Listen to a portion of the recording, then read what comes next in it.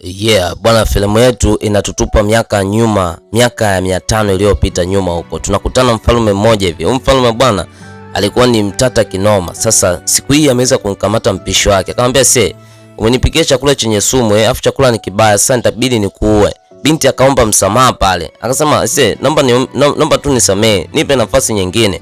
Mfalme akamwambia, "Sawa, mimi nitakupatia nafasi nyingine. Lakini hakikisha kila siku unanipikia chakula kitamu. Siku ukipika chakula kibaya, basi nitakuua." Sasa tunagundua kuwa huyu binti kumbe sio wa miaka hii. Ni binti wa miaka hii hapa ya sasa hivi. Sio ile miaka 500 bwana. Binti tunakuja kugundua kuwa ni mpishi mzuri sana. Anaenda kwa jina la Jungo. Sasa aliweza kupita kwenye mashindano ambayo aliweza kuambiwa kuwa nitakiwa uende Ufaransa. Sasa binti anakunywa pombe kama kawaida, tena pombe za dhahabu. Leo akana jiandaa kwa ajili ya kusafiri. Babake akampigia simu akamwambia kuna kitabu nimekutumia. Babake alikuwa anafanya katika laboratory moja hivi. Sasa leo dereva akana anambia abiria, jamani fungeni mikanda, ujue kupatwa kwa jua ndio huko. Sasa binti akaenda huko kuoga. Kile kitabu akawa anakiangalia pale, lakini kuna kikaratasi fulani hivi kimechanika, kikasema naomba uje. Wakati binti anakisoma kile kitabu, hali ya hewa ikawa inabadilika taratibu. Sasa unaambiwa kwamba jua ilikuwa ni kupatwa kwa jua. Sasa mwisho wa siku jua likaingia mawinguni. Huwezi amini. Kilichotokea ni kwamba binti aliweza kurudishwa miaka 500 nyuma. Hutokao kaamini. Aliweza kudondokea sehemu moja hivi ambayo kulikuwa na mawindo. Sasa hii sehemu ni kwamba kuna mfalme huyu. Sasa alikuwa ameenda kuwinda huko polini. Ghafla akanawinda kaswala, lakini anamkumbuka mama yake jinsi alivyouawa kikatili katika ufalme wake. Ufalme wake bwana ni kwamba kwenye kile kiti cha mfalme yeye ameenda kuwinda, kwa hiyo huku kuna bibi yake ambaye anaongoza magavana kwa ajili ya kuchukua kiti hicho. Kwa hiyo anamwambia mjukuu wake, yani ampendi mjukuu wake, anataka kumuua. Kwa leo hii mfalme akiwa katika mawindoni, unaambiwa kwamba yani akawa na wasiwasi mkubwa. Akamwambia mfalme, hivi utawinda mpaka saa ngapi? Sasa hivi giza angalia limeshazama, linaelekea kuzama. Kwa nitakiwa tuwai kurudi katika mfalme. Mfalme akasema sawa, lakini mdau binti akiwa anashangaa hapa. Anakuja kuangalia simu yake ina network. Akasema jamani, huku niko wapi? Akana kumbuka jinsi ambavyo alikuwa kwenye ndege amepata ajali. Sasa unaambiwa mfalme mdau akamwona mnyama, kaanza kumkimbizia, akafika mitaa hii. Sasa kwa bahati mbaya akamlenga bidada, basi mshale kapiga zile nyavu, bidada akadondoka chini, akaanza kukimbia. Wewe ni nani hapo? Binti akasema samani bwana, mimi ni mtu binadamu bwana, mimi sio mnyama. Sasa mfalme hajaionaga hizo nguo na binti ameshika simu, anajua ni mnyama huyu, akamnyama. Sasa binti wacha anze kukimbia. Wewe sikia, nitaita polisi sasa hivi. Wewe polisi gani? Huko hakuna polisi bwana. Polisi mimi ni mfalme bwana. Akasema sikia, hebu naomba achia mshale nitaita au nataka niiti. Sasa mfalme akachia mshale huo huwezi amini. Begi la binti likadondoka chini. Binti akaanza kumpokea. Wewe ni kichaa. Wewe kaka, inaonekana wewe ueleweki yani. Kwa hiyo maigizo yako wewe unatuvalia nguo za zamani sisi. Akamshikia panga. Akamwambia sikia, nitakukata kichwa chako hicho usiponiambia wewe ni nani. Muda huo mfalme akapigwa na mshale. Sasa huwezi amini, mfalme akadondoka chini ya mwamba mmoja mrefu kinoma. Hawa ni maadui, huwezi amini. Kumbe mfalme ana maadui bwana.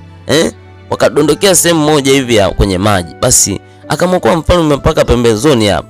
Sasa kana nani, mfalme akachomoa beto. Akamwambia sikia, wewe unataka kuniua? Hebu niambie wewe ni nani? Binti akamwambia wewe mimi nimekusaidia bwana. Sasa kumbuka binti yeye ni mpishi, hivi visu kwake ni kawaida. Akamwambia hivi wewe jamaa sijui ukoje wewe. Yaani mimi nimekusaidia afu tena unataka kuniua. Hebu naomba niache bwana. Sasa nataka kuondoka. Mfalme akataka kujileta. Mfalme alishangaa binti anachezea visu vibaya mno. Bahati mbaya mfalme akaweza kuzilahi, binti akamsaidia. Na hapa anamwambia, wewe mjomba, niambie kwa nini ulikuwa unataka kuniua? Akasema nataka nikuue kwa sababu wewe ni mnyama. Binti akacheka kinoma. Akamwambia mimi ni mnyama? Haya bwana. Mzigo unatudondosha huko kwenye mfalme, tunakutana na huyu mama. Sasa unaambiwa kwamba huyu mama ni anatumika na maadui. Yaani huyu ndio mke wa mfalme. Sasa unaambiwa kwamba anakumbuka miaka nyuma kidogo ambavyo alisaidiwa na gavana. Sasa huyu gavana akamwambia nataka nikutoe hapa uende ukakamilishe issue kwa mfalme umuue. Kwa hiyo uko tayari?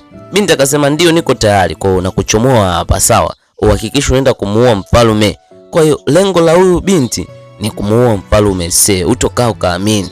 Kwa hiyo upande wa pili huko mfalme anamwambia, hivi unajua ukikamatwa nini ambacho utafanywa wewe? Wewe bwana, hebu acha maigizo. Nataka nijue kabisa kama kweli wewe ni mfalme. Unaniigizia mimi? Unanivalia hizo nguo? Yaani sijui maigizo gani haya. Hasa mfalme akasema, "Umeona hii? Ni sehemu ambayo mimi waga napumzika. Kwa ndo mitaa hii hapa. Nikitoka kuwinda kuja kupumzika." Wewe wewe, kwa huko kuna Hollywood tena? Mmetengeneza hizo nyumba za zamani ili mimi niamini Binti akasema hamna bwana, wewe utakuwa unanidanganya. Mfalme akasema sawa, mimi sikudanganye bwana. Hasa mdogo akaona kuna nguo pale. Akaona kwa nini asiende kubadilisha? Naye akabadilisha hizo nguo. Kuna mtu akawa yuko ndani. Sasa kumbe ndani kuna binti bwana. Binti amekimbia kwenye ufalme, amekuja kuishi huko polini. Alifanyaga makosa huko. Sasa akasema wewe binti, nini na wewe? Binti kichwa kinamgonga hisi. Anakumbuka makosa ambayo aliyafanya. Basi akamsimulia hapo mwenzie. Akasema sikia, mimi si adui. Sawa. Mimi nimekimbia tu huko. Basi leo anaenda kutafuta mayai nini. Sasa nataka ampikie chakula kwa sababu binti ni mpishi. Akaanza kuandaa pale chakula. Baada ya kumaliza kuandaa chakula, akamwambia mfalme, wewe mfalme feki. Chakula hiki hapa, kula bwana. Mfalme akasema, anza wewe kula kwanza. Kama umenekea sumu. Binti akala kijiko cha kwanza. Akasema hamna bwana, hicho chakula bwana, mbona kama ni kibaya hicho? Hebu kula tena. Binti kabidi yale. Sasa mfalme akaonja pale, chakula kina pilipili.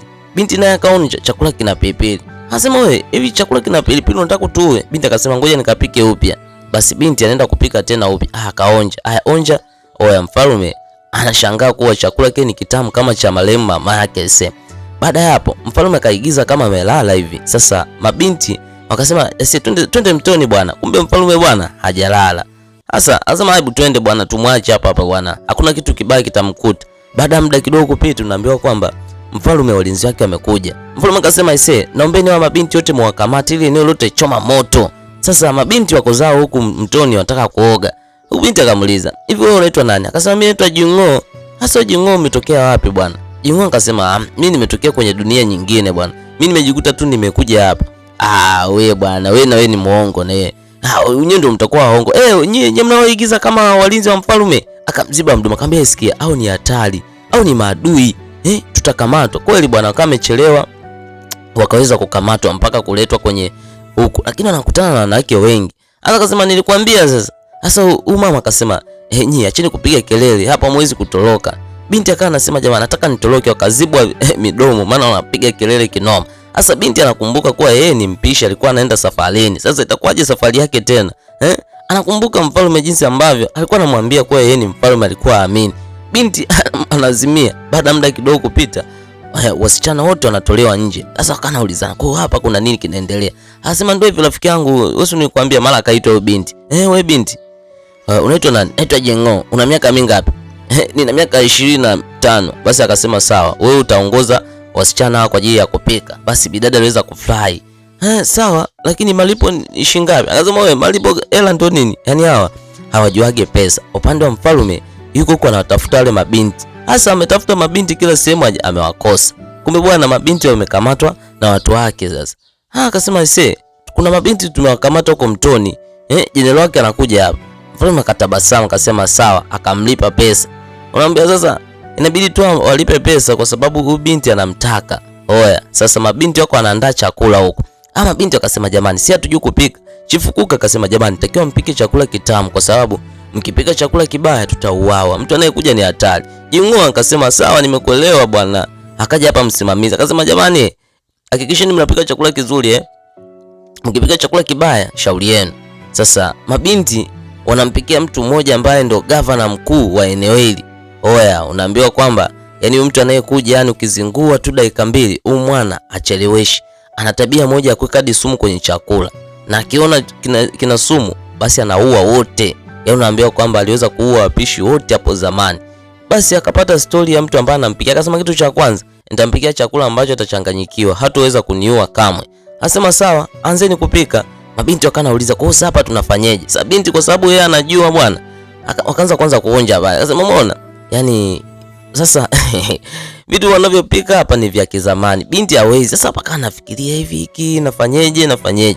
Sasa kana kumbuka alishasoma kwenye vitabu wafalme wa zamani walikuwa wanapenda kula nini na nini. Basi akaweza kupika pale. Unaambia kila aliyekuwa anaonja chakula kilikuwa ni kitamu kinoma. Sasa leo amekuja huyu mzee. Mzee akasema hii nyama mbona kama hajaiva bwana? Nyama gani? Wao hajazoeaga nyama hizo, umezoea tu kuchemsha. Anasema huyu aliyepika ni nani kwanza? Basi na wataka aliyopika. Basi aenda kukamatwa binti hapo. Nyama binti. Kwa nini unapika chakula kibaya hivi? Sasa unaambiwa kwamba huyu gavana ni hatari. Sasa lakini hicho chakula ni ungeonja kwanza, hujaonja unasema chakula kibaya. Tafadhali, nakuomba onja. Siwezi kuonja chakula kama hiki bwana. Nimekwambia chakula hiki ni kibaya. Binti hataki kuamini Mwana amekataa kula chakula, akasema ise, hebu naombeni binti auawe huyo. Auawe kabisa. Basi unaambiwa kwamba huyu governor ni hatari. Akasema ngoja nimkate mwenyewe kichwa. Ndio bwana, chakula chenyewe ametupikia hiki yani akieleweki kabisa. Binti akabaki anashangaa. Kwa nini wanamfanyia hivi? Basi akaonja hapa. Akasema ngojeni kwanza tuonje. Wote wakaonja pale. Sasa chakula ni kitamu, amekiona kabisa. Huwezi amini. Wakasema kuwa chakula ni kibaya. Sasa wamebadilisha eti. Chakula ni kibaya bwana. Ndio tumeonja chakula kibaya. Nyewe mmedanganya bwana. Hicho chakula ni kizuri. Gavana akachukia akasema pumbavu wewe, akatoa mkameme akasema sikia, ngoja nikukate kichwa chako hicho. Yaani unaniambia mimi nimeonja vibaya ili nataka kukata. Oya, alikuwa ni mfalme ametimba hapa. Mfalme akasema mwacheni huyo, msimchinje. Oya, naambiwa binti pale pale anaokolewa ise. Utokao kaamini. Sasa huyu binti bwana ashangaa kumuona yule mtu ambaye alikuwa anamdharau, sasa ndo amefika hapa. Akaitwa, "We binti, niambie sasa hizo dharau zako ziko wapi?" Binti anamwangalia ise, ni mfalme. Ndipo anapokuja kumkumbuka kuwa ise, kumbe ni mfalme. Oya, dondosha komenti yako hapo. Nini ambacho kitenda kutokea kati ya binti na mfalme? Drop komenti yako hapo. Usisahau kwenda kutazama part 2. Bwana, hii ni part 1 tu. Part 2 tutaileta kesho mapema muda kama huu. Bwana, dondosha komenti yako.